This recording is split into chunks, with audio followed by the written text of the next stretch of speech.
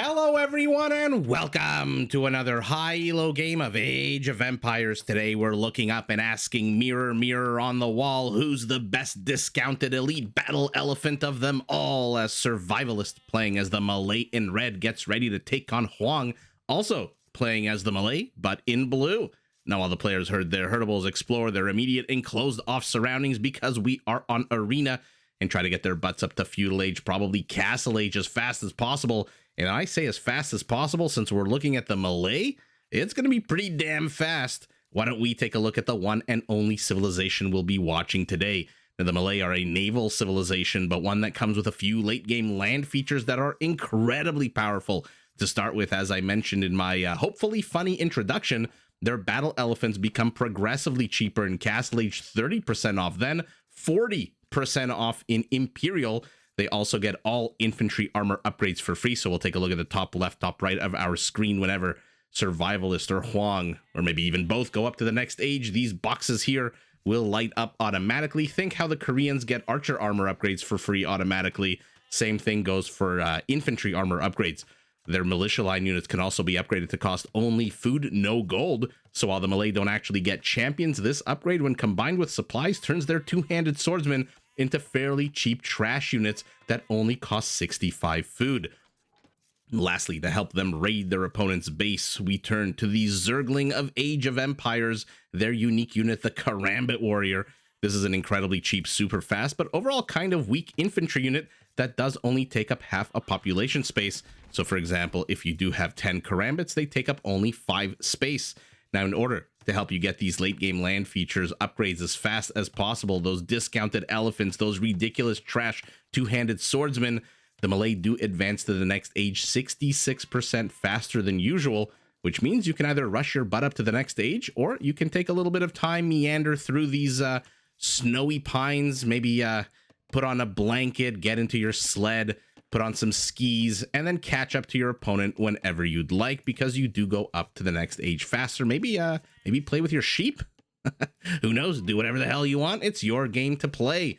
Those are the two civilizations. By the way, on Arena, where the general meta is to rush up to Castle Age ASAP, when you're watching Malay play, because they do advance. So for example, I'll give you an example. A normal civilization does go from Dark Age to Feudal in just over 2 minutes. 2 minutes and 10 seconds. 130 seconds to be exact. The Malay, 78 seconds, so just over 1 minute. To go up to Castle does take just under 3 minutes at 160 seconds for other civilizations. For the Malay, 96, so a full minute faster. So I'm expecting to see some pretty damn fast Castle Ages out of these two players. Survivalist, one of my favorite people to watch on Twitch. That being said, Hoang, I've also been watching him as I've been staying up late with the newborn, or the toddler at this point, when he wakes up here and there with the good old-fashioned sleep regression. We've been watching us some Hoang games in addition to Survivalist. So these are two Twitch streamers that I am very much in love with watching. Survivalist is just super chill. I mean, I don't think I've ever seen Survivalist actually panic or sound concerned. He was playing a game a day or two ago when he couldn't even find sheep. He was pushing his deer with a militiaman, and he wasn't panicked at all. He still, I believe, ended up winning that game. Hoang, on the other hand, is the exact opposite. Even though he's not very verbal when he streams, I don't think he speaks, but when he screws up or when he loses a game, man, oh man, do you see him grab his head in his hands, hang his head in shame. So two very opposite style, not going to say players, because their play styles is always a big question mark, especially when they're playing the same civilization, but two very opposite individuals. One very calm and cool and collected, one very expressive when he's not very happy. So I'm pretty excited to watch this battle between two of my favorite streamers on Twitch, amongst, of course, a whole lot of other streamers who always deserve praise. I don't know how these guys do it. I don't know how they sit on Twitch for like 6 to 8 to 10 hours a day. I'll go to sleep because Survivalist currently, I believe, is, even though he's a fellow Canuck, I believe he is currently in Japan. And so the time zones are completely messed up in terms of when I watch him. I'll go right before bed, 10, 11 p.m. I'll go to sleep. Maybe I'll put on a Survivalist game. Maybe I'll put on a Hoang game. I put on Survivalist. I go to sleep, and he's still there when I wake up. He is a grinder.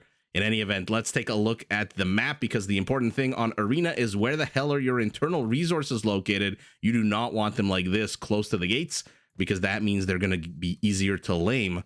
So a bit of a problem here for our red Malay. His primary gold and primary stone also very much in the forward position. He's got nothing to the back, which is very, very sour for him, which might mean he might want to put on the aggression here. Hoang, take a look at his primary resources and secondary gold. Nice and secure to the back. He's got nothing next to the forward portion of his gate, or his wall off rather. He has additional gold to the right, additional stone to the left, whereas Survivalist, the exact same thing. Additional stone to the left, additional stone to the right, and both players are now in Feudal. We are 10 minutes into the game. Expect it to glitch out at any moment.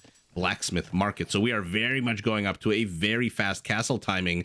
Survivalist, even though he's in Feudal Age, has he already queued? No. I'm trying to figure out here. No, you're not the Khmer. You're not the Khmer. You actually still need structures here to go up to Castle Age. I wonder if this is some kind of fast Imperial play out of him, because do you see a single Feudal Age structure in this base? I don't know. I mean, I'm saying fast Imperial. I don't even know if that's a real thing with the Malay. I'm sure it is. See, this kind of stuff looks very good when you wall in 2 villagers, because they're in here. The distance to drop off gold is very short. And on a closed map like this, it is fantastic. But if there's ever a single archer in here, a single skirmisher, these two are basically dead. This is an escape room with no escape as these begin mining gold. Our Malay in blue is going to hit Castle Age first. When is it? Oh man, at the 13-minute mark of the game. Now that is about as fast as Castle as I've seen, as he sends out 2 villagers. Hoang, will he Hoang it with a forward siege workshop? Most likely not.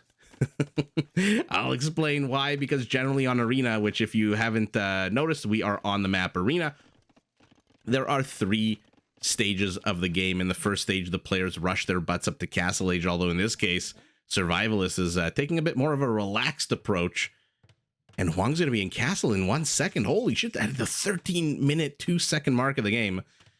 Stage 1, the players rush up to Castle Age. So Hoang has done stage 1. Survivalist just about to finish stage 1. I wonder if the maneuvering of the sheep, I thought it was some kind of... I mean, he is going up off the back of 5 extra villagers. This must be some kind of play out of Survivalist. In any event, we'll keep an eye on him as the scouts finally engage 13 minutes into the game.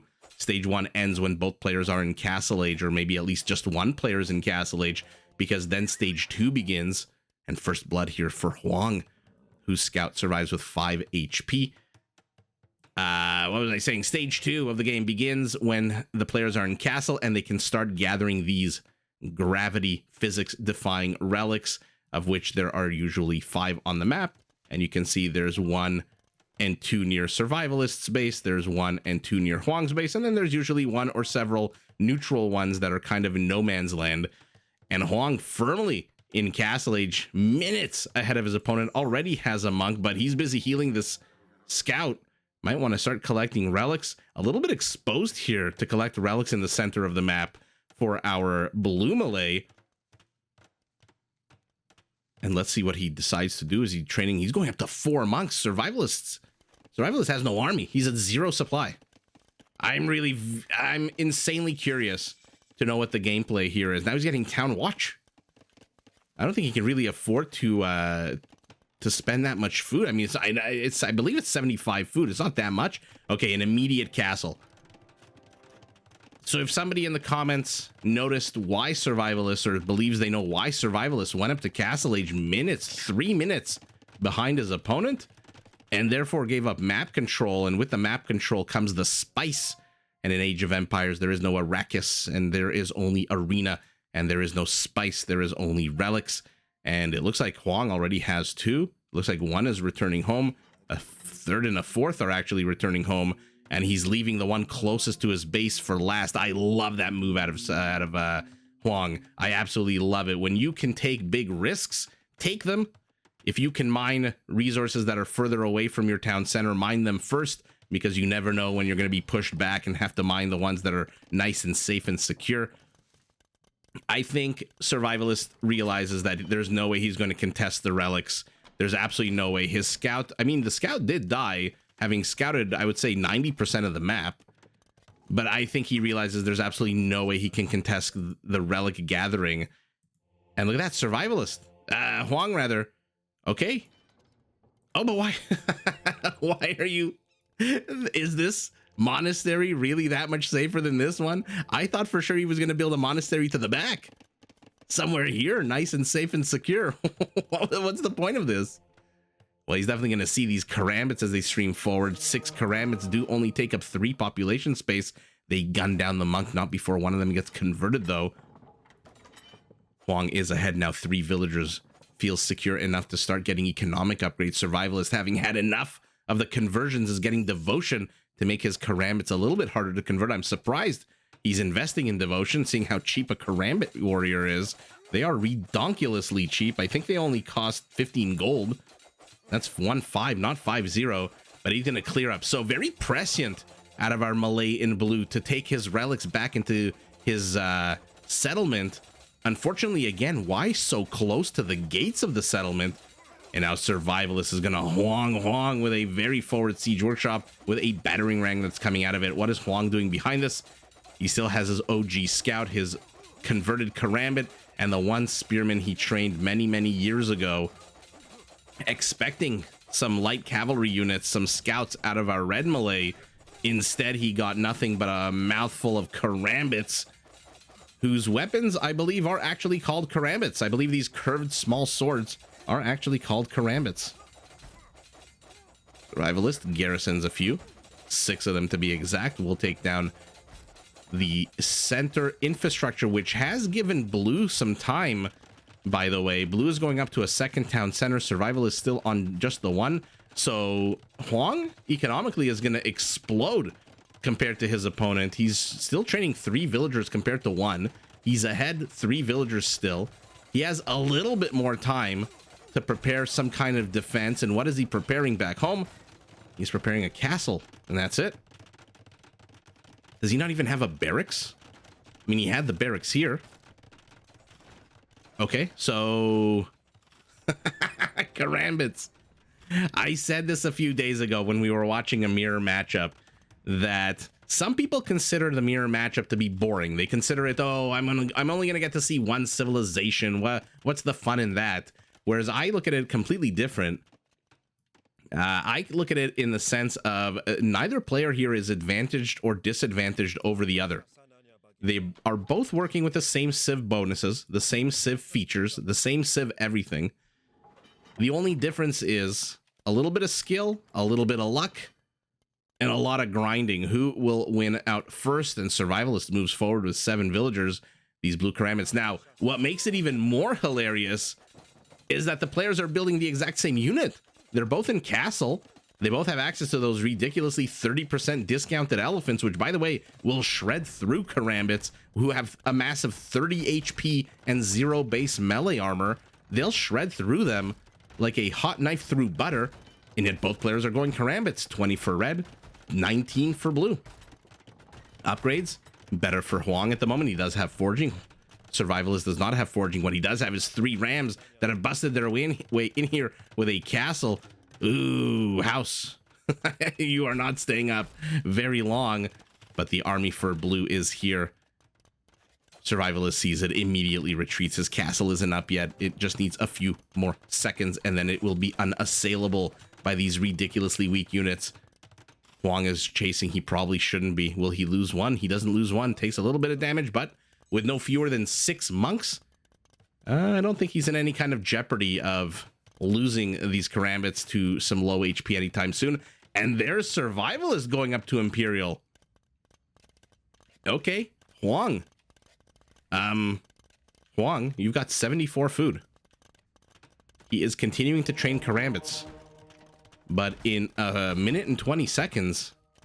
Oh, he's buying food for gold. I don't think he realizes that Survivalist is rushing up to the next stage. Survivalist score is ahead, just barely, less than 1% ahead. Back home, off the back of 1 TC, impressive out of our red Malay, who now, what the hell is this? What is Survivalist doing? He's building himself a little nook here. This kind of shit is always funny to me because Survivalist is building a nook. Hoang can just delete these walls. And this nook can just be left in the middle of nowhere on its own. I'm assuming there's going to be a treb in here in 13 seconds, plus training time for a treb. Siege Workshop, very rear castle for our blue Malay, who expects perhaps this castle to fall now that he knows Survivalist is an Imperial. It's immediately a treb. Okay, so definitely this is a nook for a treb, which should be able to reach this castle easily. Do Malay get siege engineers? Yeah, I think they do. So that means even without siege engineers, doesn't really matter. This is a 1 town center all in from our red Malay, who is, okay, clearing up blue's infrastructure. Blue, his karambits are at a +2/+2. Survivalist karambits are at a +1 armor-wise, fully upgraded. So I really don't know whose karambit here is going to survive 1 versus 1. Survivalist's attack on an 8, but they're facing 2 armor. Hoang's attacks on a 9, but he's facing 3 armor. So 8 minus 2 is 6. 9 minus 3 is 6. They're doing the exact same amount of damage to each other. So now it's a numbers game, and Hoang has had enough. He sees the treb. He knows if he lets it stay standing, he is just going to get shelled away to death. Little by little, stone ball by stone ball. He does have 643 stone. I thought for a second he was going to attack here. I believe if he attacks this section of the wall, the treb should also take damage, right? No? No? The area of effect range? What are we working with here? Oh my god, are we going to see 41 to 60 karambits? And again, we know they do the exact same amount of damage. So the numbers here going to Hoang, the big fat juicy castle going to Survivalist. And here we go, a couple of monks stuck in here. But you know what? As long as Hoang can keep this army of karambits occupied, he's going to knock down these trebs. Or rather a treb, because there's 2 in the back. I mean, these are mind games on mind games here. Hoang wants to keep red occupied on the left. Red wants to get through this blue so he can get to the rams on the right. Karambits. It looks like Hoang is taking this by sheer volume alone. But the castle, every time it fires, I think it's like a dead karambit. And so Hoang is winning here, but at what cost? Holy moly, they both have just reset their army counts. But with defender's advantage and no fewer than 2 castles to the 1 of his opponent, Hoang can reinforce all the livelong day. And by the way, he's choosing not to. Choosing to keep his karambits nice and secure here to the back. Survivalist. The attack has stalled. He's taken a castle with him, but the attack is over. Is he? No, there's no way he's retreating and leaving a castle here. Hoang has 666 gold, the gold of the beast, but he needs another 870 food. Will he get it? At the moment, he's focusing on a town center. Might want to use that wood for farms. He's got 20 farmers. That's going to be a long time till he gets that 1,000 food that he needs to go up to the next stage. But you know what? Survivalist is giving him that time. Ooh, he's entering the nook yet again. He's entering the nook. Can he reach the town center? I guess so. Boom, boom, go the rock balls. So Survivalist has a natural limiting area of operations here with his castle, this red line. He can't go beyond it, because then the massive 55 karambits that his opponent is training will overwhelm his 32. He still does not have iron casting. And he's not going up to elite karambit. He is training a mangonel, basic mangonel, which does 40 damage, so will kill whatever karambit those rocks land on. Oh, look at Survivalist with the little tricks. Might want to plug this wall here. And Hoang yet again moves in with the rams. There's 4 of them. They are garrisoned. No murder holes for our red Malay, which means he's going to have to rely on this mangonel. Ooh, but the castle's already at half health. And yet again, we're finding ourselves in the exact same position.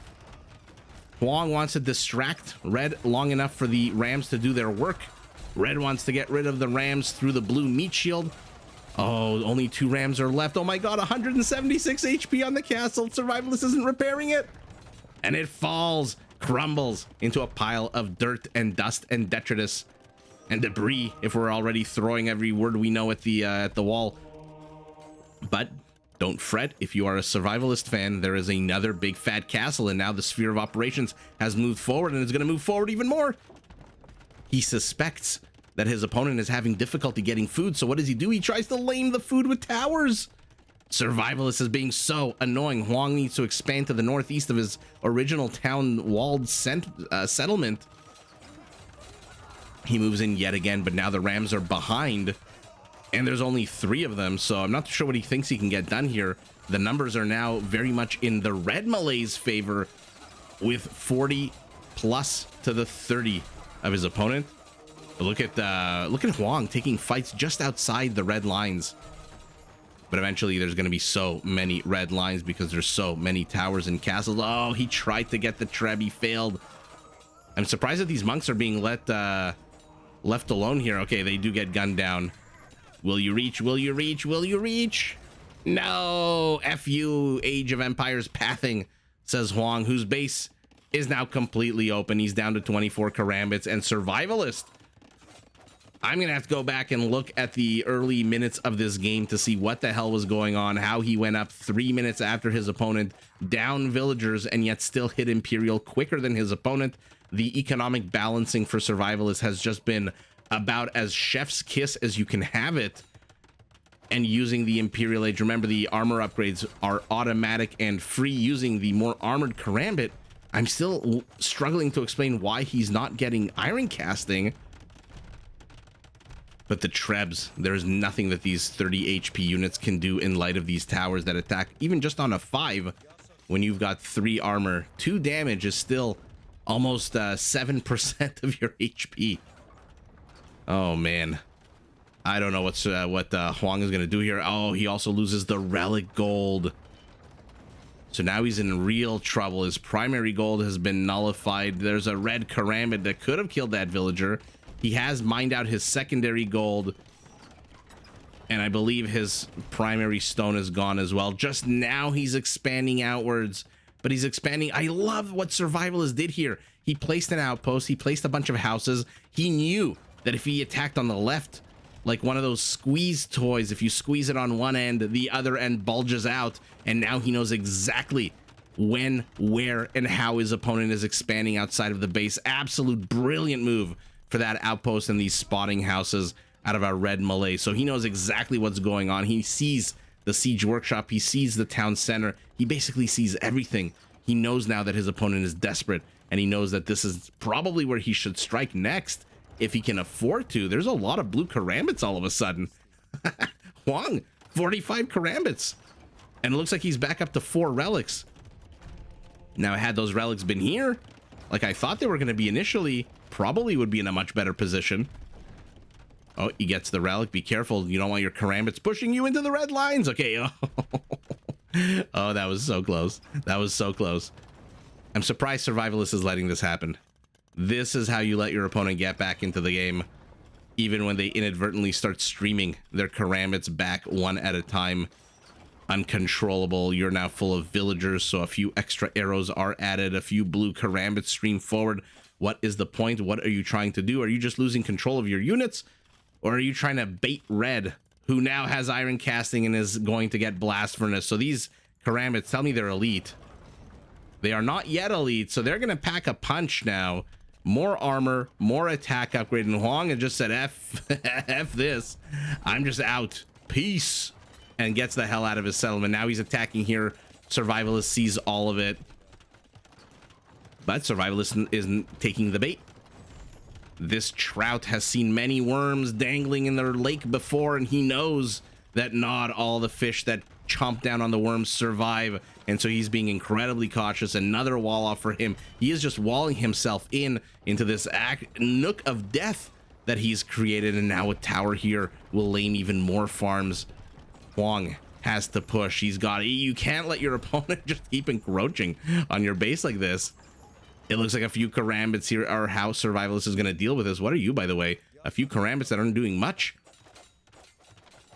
Oh my goodness, this is amazing. As long as Survivalist can block the path, as long as he can keep these karambits running around, they will continue to take damage. But he's kind of taking the bait. All of his karambits are to the south. The rams are to the north. But why are you attacking a house? Go after the trebs. You have an opportunity. Now they're retreating. Oh, what a missed opportunity there by Hoang. I don't know if it would have made any difference, but there's so many dead karambits on the dance floor. And now it's Survivalist who's fighting into a castle territory. Why are you retreating? The trebs are 4 tiles to the left. Oh, I think Hoang is just psychologically done. I think he's just done. He has missed 2 big opportunities here to get the trebs at the end, and now they're going to bring villagers. They're going to be repaired. He's getting a castle up here as well. Oh, yeah. Getting a castle up here as well, but he is still 300 food, more than 300 gold away from going up to Imperial. And even though, again, it does not take 3 minutes to go up to Imperial like everyone else, it takes just under 2 minutes. He still just doesn't have enough time. But what a missed opportunity. I want to see what happened there again, because Hoang is usually pretty damn aggressive if we know Hoang. So he got rid of the houses here, and Survivalist, for all of the trout analogies and all the fishing analogies that I was talking about, did take the bait. He sends his entire body of warriors to the south. I mean, obviously at any time, at any given moment, he can just delete his own walls and attack the rams, but that's not what he's doing. And look at this. Ram target. Blue karambits killing red.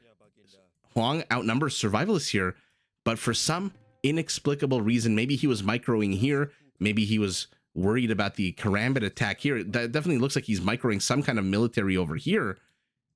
They're just attacking houses. One moves forward, but a bit of a bait and switch there as he turns right around and goes after the tower.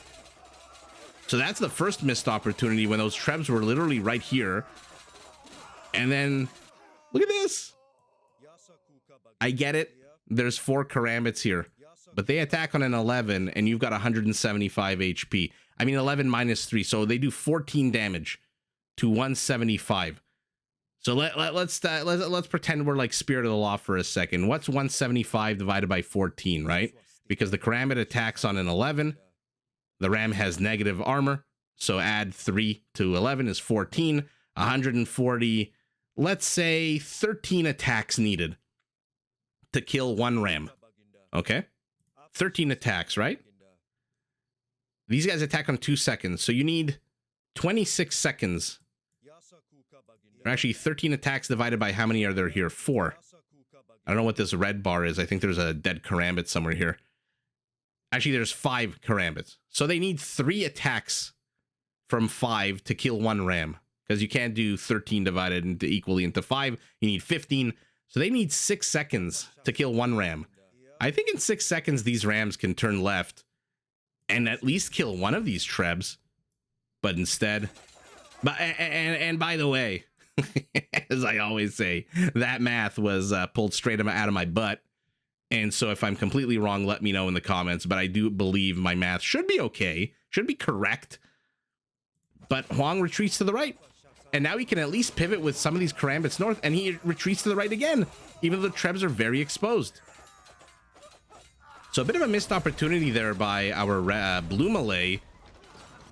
A good risk taken by red, knowing that he's in here trying to distract. And so banking on the fact that Hoang can't really multitask in 7 or 8 different locations, he moves forward. Oh, he's upgrading his towers now. They're going to be guards. And wow. Well, there you go. Not only did we see a mirror matchup, we saw a mirror build, or rather mirror army composition. And yeah, Survivalist just got his ass up to Imperial way too quickly.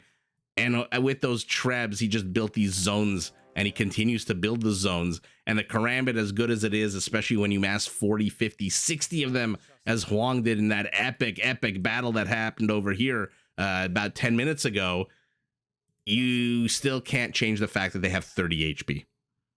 And I like that Survivalist didn't even go elite Karambit. He just kept his Karambit at a basic level. 225 Hoang with more. But again, you need more when you're attacking into castle here, towers here. I'm not surprised that he had more. PKPM 34, PKPM 28. Okay, so interesting. Different times for the players. Here's the important thing. 10,000 resource bigger economy for our Malay. What the hell? Look at that relic gold. 4,000 almost relic gold. So you had about 5,000 more wood. Food count identical. Fine. 5,000 more gold, of which almost 4 of its relics. Survivalist leading significantly in the stone count. Although I say significantly, this is like 1.5 castles. I am flabbergasted that our Malay economy was so much better. This is like 30 to 35% bigger economy, and he still didn't reach Imperial. I mean, Survivalist has been in Imperial for the last 18 minutes. Wow, 11 conversions out of 220. Not bad. 5% converted is not a bad stat. 36 buildings destroyed by Survivalists. That's your Imperial Age power right there. That is absolutely the Imperial Age power. 354 kills to 189, including 43 villager kills. I'm assuming these 43 villager kills were all towards the end of the game once this base. I mean, look at this ghost town of a former red Malay base, or blue Malay base. He's got a couple of farmers here working around the mill. Castle defending them, but with 3 trebs, not for very long. And ultimately, even though he got 10,000 more resources, at the end of the day, Hoang dies broke, which honestly, in Age of Empires, honestly, is how you should die. Who's kidding who? This is one of those games where it actually, you kind of want to be broke for a while in this game. You don't want to die with 5,000 gold, because then it's kind of silly, right? Like, why didn't you just spend your gold on some kind of unit, or why didn't you buy something, or why didn't you do something with that gold? It's better to die broke, I think, and you're definitely not taking it with you. Let's put it like that. And ultimately, mirror, mirror on the wall aside, it is Survivalist with the quicker Imperial Age and the massively aggressive castle. I wonder if Hoang spent too much time building all of this fancy schmancy infrastructure in the center, 2 monasteries, a barracks, etc. I wonder also why he places monastery here. I mean, this is also a pretty shitty location for a monastery. Why not here? Why not here? But ultimately, I mean, I say shitty. He still had control of all 5 relics when he died. He had control of all 5 relics for the vast majority of the relic portion of the game. And I just, now that I'm talking about relics, I realized I didn't even finish my 3-part meta of Arena. Not that it really mattered. 1 player went after the relics. 1 player went after the glory of Imperial Age. And it is the Imperial Age with the Trebs and the better upgraded Karambits, although not elite. Not elite at all.